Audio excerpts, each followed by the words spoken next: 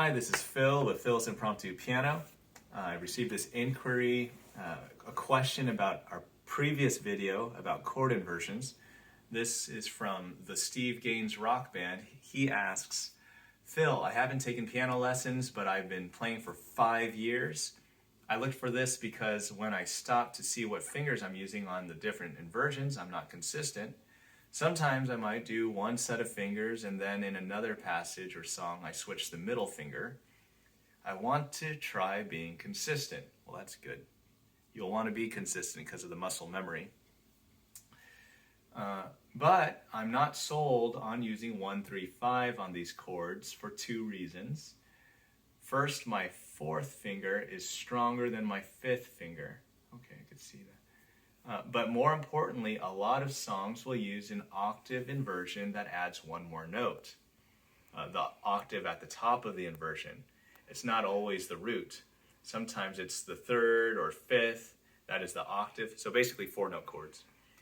But the important point is if I use 1, 3, 5 on a triad, I have to use different fingers for those 3 notes when the octave is added. I favor using 1, 2, 4 and 1, 3, 4. That's awkward on the triads because because then I can simply add the 5 if the octave note is there. Can you tell me why you think that's a bad idea? Maybe it's some reason that universities or professional teachers would say. Now, come on over here. I'll show you what he's talking about here.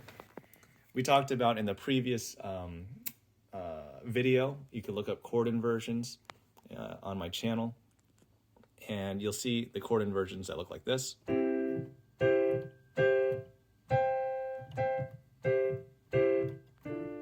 Oops, sorry. Piano's moving around, or phone's moving around. Let me do that again. Okay. And these are the fingers that we would use. He's saying he feels more comfortable doing 1, 2, 3. I like 1, 2, 3. I do. And because when you add the octave, it's ready, it's there. The downside is if you have to do a chord progression. So if you're going from C to G, but you just want a G inversion, so G could be inverted too, right? This is a lot closer to C. You could play, right? Versus this. All right. Oh, we'll just record the right hand. That's okay. Shout out to Macy. She's my videographer, my lovely daughter. So, anyways. So that would be kind of tough to do like that. Now, I'm not really picky with it, too bad. With my students, I like to keep it consistent as well. We'll use those. But with you, maybe your hand shape is different. Maybe your hand is, the size is different or whatnot. I mean, I know some people, I know one person whose pinky can go like 90 degrees. And so she can reach like I can't remember how far she can reach. I think it was like a 12th or a 13th. But it's just, everybody's different. I could think of Gordon Mote. He's a Southern gospel pianist, played for the Gaither Vocal Band back in the day. And he hardly used his pinky. He would play, he could bend his pinky like this, and then he'd do octaves like this. He did some runs. It was very different.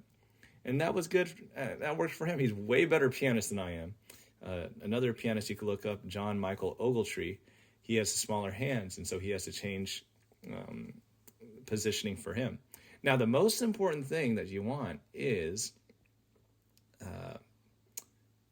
you don't want tension. That's the main thing. You don't want any hand tension up here. So if you're using 1, 2, 3, that's fine. I think this 1, 3, 4 thing is going to cause a lot of tension right here.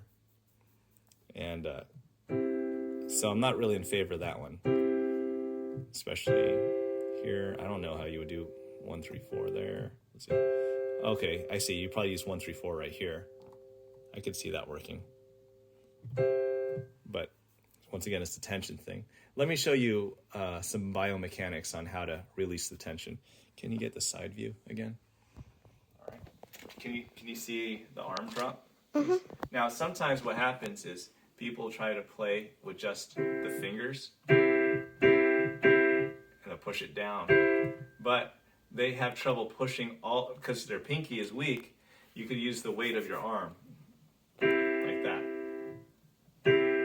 Just really dropping the arm like it's like tentacles, like a squid.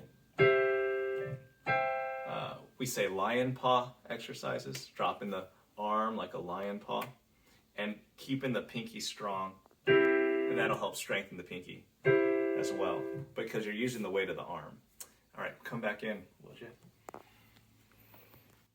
Versus maybe you're doing this and you're trying to do that, and you have a flat finger and you can't push it down. Once again, drop the whole entire arm down like a lion paw. Okay.